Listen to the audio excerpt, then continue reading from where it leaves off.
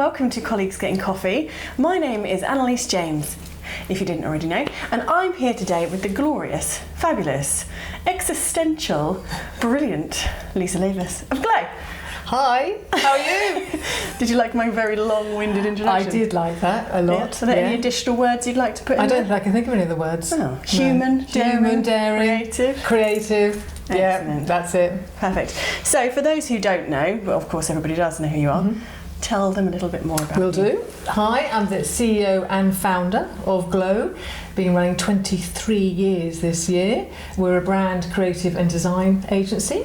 I'm also a non-exec director for the fabulous Business South, which I really enjoy. I'm a chair of one of their action groups as well, the Tourism and Hospitality. So that's me in a nutshell. And you have a very interesting past, don't you? Because you kind of talk quite openly that you came kind of through corporate life, but you found it a little bit stuffy, and you kind of wanted to break away and do your own thing, kind of connect with well-being and stuff. So what about that transition? What happened there? Golly. Corporate life, I started in Deloitte in London, head office. When was that? Early mid 90s, and it just wasn't for me. In fact, I remember the first day I walked in and there was a room of 50, 60 marketeers, probably 55 were women. And I sat down at my desk and I said to the girl next to me, I said, what are you working on? She said, I'm too busy, can't talk to you. I thought, oh, okay. And I knew then I've made the wrong decision. I guess it was still the fallout of the 80s, of shoulder pads and powerful women and not pleasant women. Yeah. And it was quite bitchy, quite backstabbing. The same day I went to the ladies and I was in there and a couple of girls walked in and I heard them say, have you seen what Rachel's got on? And I just thought, this is horrible. Like schoolyard. It was quite ruthless. There was zero well-being. Yeah. People pulled all-nighters. It was a really tough environment, a not pleasant environment, and I thought that was normal. Working like that, and working all night and drinking too much and not eating and just working, and that's the environment. And I remember sitting in a meeting room one day, and there was no windows, very stuffy. No one laughed. I was laughing internally, and I thought one day I'll run my own business. Nice. And one day I'll do it my way. Before we start on your business, you said something which I find really interesting, kind of the backdraft of the 80s and women kind of being that trying to be like men in the office thing. There's been a real shift change away from that, hasn't there? Well, there has, but I don't see the difference between men and women in business. At all. So I don't know what women were playing at in the 80s. What were you playing or the early 90s. I mean, it wasn't pleasant. I mean, I come out of university doing business studies and I went into the environment and just women were quite catty and bitchy. Maybe they thought they needed to be like that. Yeah. I don't know. And maybe still, and people do tell me actually in corporate life, it is still a bit like that. But not just women, with men as well. Just being this ruthless. Like cutthroat. Yeah. Cutthroat. No one laughs, constantly on it, and no breaks or anything. And I just thought, no, I'm not doing that. So you were there, you had your epiphany, you were thinking, good grief, what have I done? What happened between then and Glow? Well, needless to say, I didn't stay very long in Deloitte, and that was in London. I came back, and through associates, I became a national marketing manager for an engineering firm, which I adored. And I ran a team of about 6, and we had a plan, the business had a plan to sell in 5 years, and I was part of the management team and the board, and that was our remit, to get the company to look amazing so that a great person would come along, or company would come along and buy it, and that is what we did. We achieved it in 5 years.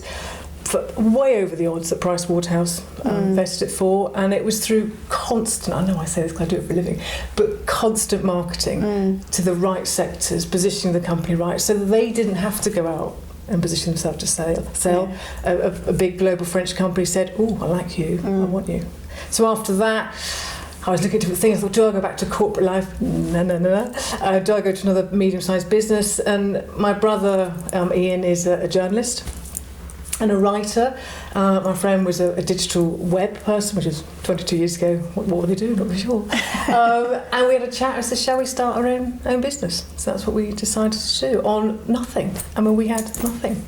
no savings, no nothing. Just, I don't know, PC and some will. And off we went. And that's the best things start that way, I think. Organic, just like, there we go, just do this now. Yeah. Absolutely. I mean, it was a bit But you do have the stuff, though, to make it work, because you've been going 23 years.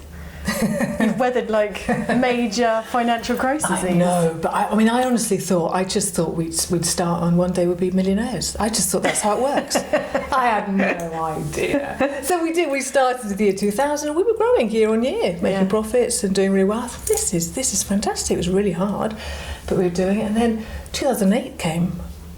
Oh my Lord. Nada. Nothing. The recession hit. And at the time, phones rang then quite a lot, so that's how people got in contact with each other's phones. And I was on holiday, and I remember I got back, and the team said to me, the phones have stopped ringing. I thought completely. They said nothing.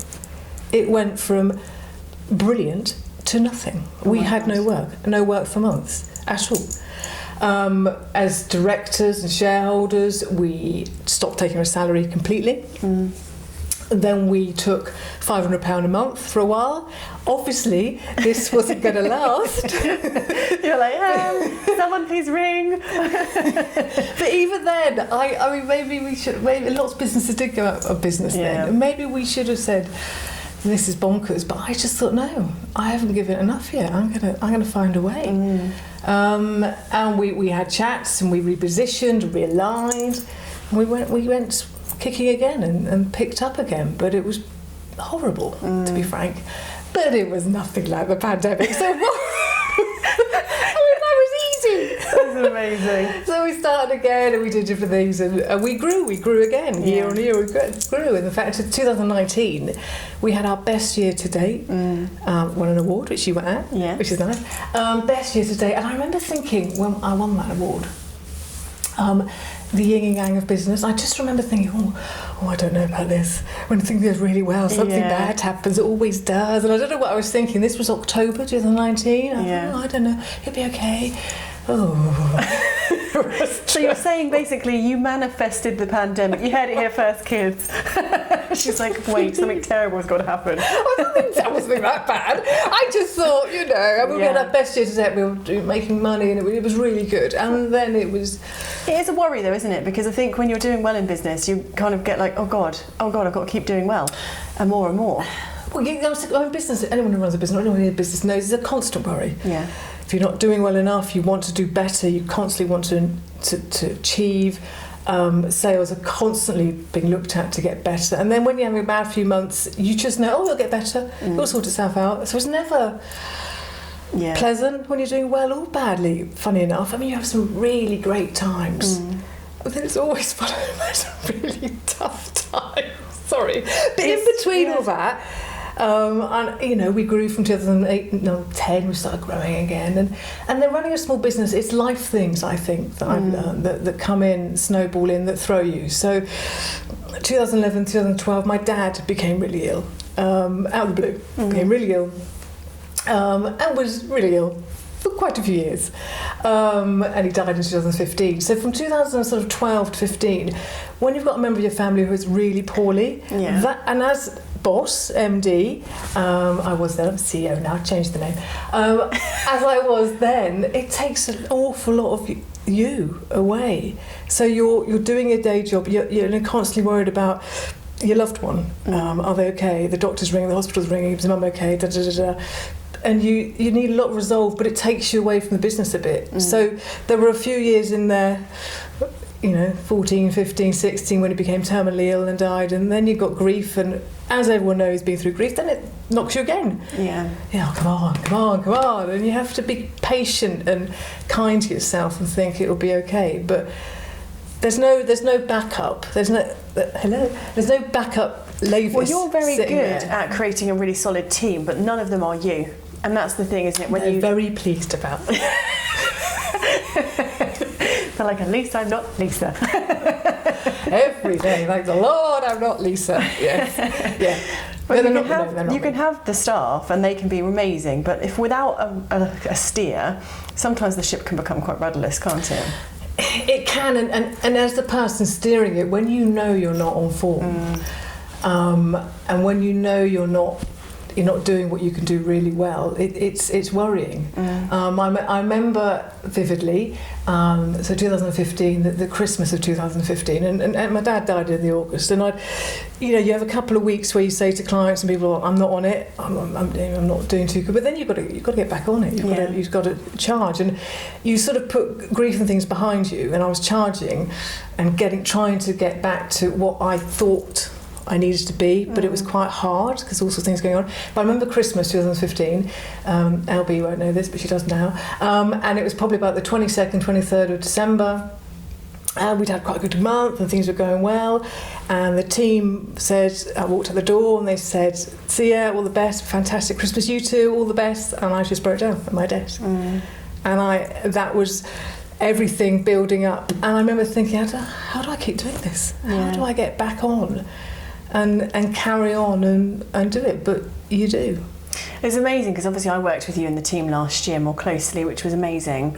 But last year, I think everybody pretty much knows, was probably the worst year of my life. And everything that could get thrown at me did, which was amazing. So there's a bit of grief in there, there's loss of a relationship, there's other things as well. But it's so hard because you're in your own head and you're second guessing all your decision making as well, because you know you're not quite right, and there's only so much your clients will put up with it in the end, because you can have the best relationship, and I'm very lucky to have that with clients, but you are like, I do have to, for myself and for them, get back on with it, and it's challenging, but I think it is that old adage of time.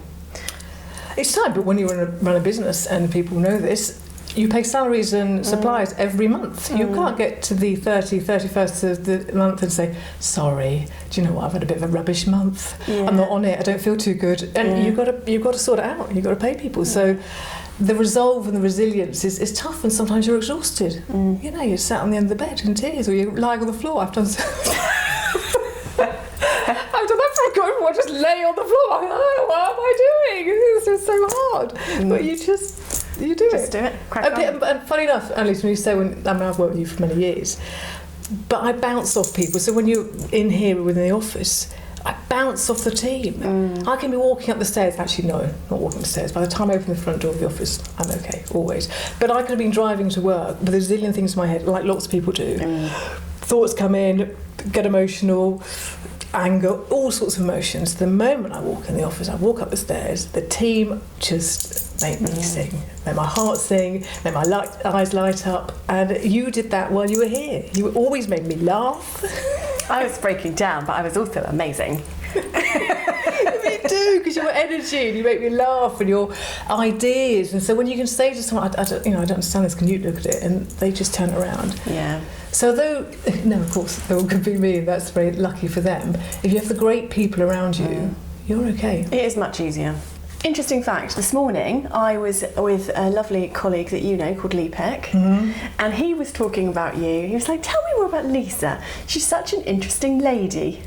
And I was telling him all about your business acumen and how you really care about people, well-being, that human piece, and actually, arguably, you believe in it so much so when I actually worked with you, I was like, yeah, okay. There's only so much of that you can do, and really be like, oh no, if you feel like your well-being, you need to get your hair done, and then you'll be back on it. And I was like, no, but you are. Absolutely. It's mad. I've never experienced it in my life, and I love it. Well, I guess from corporate Deloitte days, I then thought in my head, I thought, well, life and work is just one, isn't it? I don't get it. It is one.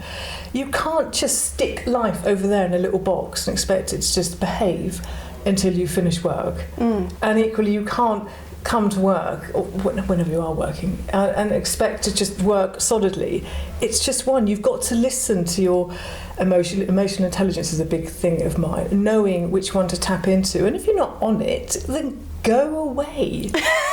What are you doing? Just maybe one of our designers, I won't mention his name because he's going to watch, but one of our designers, we went to an awards dinner in Portsmouth years ago, and he might have drunk a bit too much. And the next day we record all our time on software, and at the end of the day, nothing was recorded for him. And I said, what's up? You didn't record anything? He said, I couldn't, I felt so awful. I didn't record anything. I said, well, why are you even here? It didn't matter. come in the following day and you will power through it. Yeah, it's true. Don't force work. Yeah. But also, if you go out for a swim, you go out to see your mum for lunch, you go and take your kids somewhere, you walk the dog, you go for a run, you will then be better at what you're doing. I'm very good at that now, actually, really recognising, and actually arguably from working with you and the team, to be like, oh no, I'm not on it today, and being like, nope. But I've built in more time in my diary now to be like, oh, but this day I am, because I know that I've given myself the rest here, and I'm going to use that rest time there, and it's lovely. And it's not, to be fair, it's not always easy. No. Because you have commitments, and you've got to honour these commitments. We're professionals, so if your commitment to go to a meeting or you're doing an event, and you wake up not on it, you have to turn the spark on. You've got to turn the spark on, but equally, you can turn some things off that you were going to do that day. Yeah. You can cancel, postpone something else that you were going to do. You can change the following day to give yourself some resolve to sort yourself out. And it's constantly checking in on how you can do that. Yeah. And I mean, I'm always looking at my diary for my work-life balance all the time. I'm thinking, right, when can I see my mum next? Right, okay, week Monday, I'm going to think diary, right, I'm going to see mum. That's everyone does it, don't they? Maybe not. Well, I don't until I worked here, and then I was like, oh, wait a minute. I've actually booked holidays now. Jesus, what? Yes. Especially now, we can work whenever. Yeah. I'm talking business to business. I'm talking business, sorry, office jobs. I'm not being flippant about that. So, I feel like 23 is now, we've got over this hump. I obviously personally feel like I've got over a hump, but I feel like now that whole stuff of COVID last year was still the remnants. But this year, I feel like everybody's brighter, and we're going somewhere. Where are you going in 23? Not holidays, darling. All right. Where we're going, funny enough, we, Glow, on a learning process. We're always learning, always developing our skills. We're doing a lot of motion graphics at the moment, which are absolutely lovely. Lovely and loving. And loving. But we're also going a bit steadier, because and calmer approach to things, and trying not to go 100 miles an hour. Because I think, funny enough, the last 2 years, and particularly last year, it was a bit chaotic. And I spoke to people in December, and they said, we're absolutely worn out. We have just been the whole of 2022 and 21, and 20 was just a write-off. And we've all got a bit, and I think, a bit of post-traumatic stress from the pandemic, but we think 2023, hey, it's just the same as 2019. Well, it isn't. It's categorically different. We are completely different people. The landscape is different. So with that, I think what we're doing is learning more, being more controlled and at pace of how we work, obviously delivering on time, so that things aren't quite so chaotic. I don't think it's good for anyone. I agree. I think we're trying to put meetings in that are, not back-to-back meetings, so there's gaps in between meetings. And with clients, I would tell them, no, you just come out of a meeting, why are you going straight into another one? Just give it some time, then you can think, and then that's where we're going. It's really interesting, exciting projects. So if there was one question that I could ask you to enable you to give the one seed of business success, what's that question? What would I ask you? What would you ask me? Yeah. I think you'd ask me, how do you turn it on when you have no idea what you're doing? So, how do you turn it on when you have no idea? Well, what a great question. You know that your future self will sort it out. And one of my mantras is the following day to a bad day is always going to be good, but it's not going to be bad necessarily after that. It doesn't follow that. So if you're having a bad hour, the next hour will be brilliant. If you have a bad 5 minutes, the next 5 minutes will be okay. Bad week, the next one will be brilliant. And reminding yourself that is how you do it. And that to slow it down a bit. We don't, I've been in business 23 years. It isn't a sprint, just slow it down. And I have to tell myself, I even look in the mirror sometimes, I go into the toilet, a Glow, slow down. Calm down, slow down, reflect, consider, then it's okay. Then you get those wins. Yeah, I love it. Amazing speaking to you. Pleasure. Thank you very much. Pleasure. I find you an absolute light in the business world. Oh, do you? Anyway, yeah, brilliant. nice. Just a great person to work with, and you seem to attract just great humans, which is amazing. So I love it. So thank you very much for joining me. Pleasure, always. Thanks, Annelies.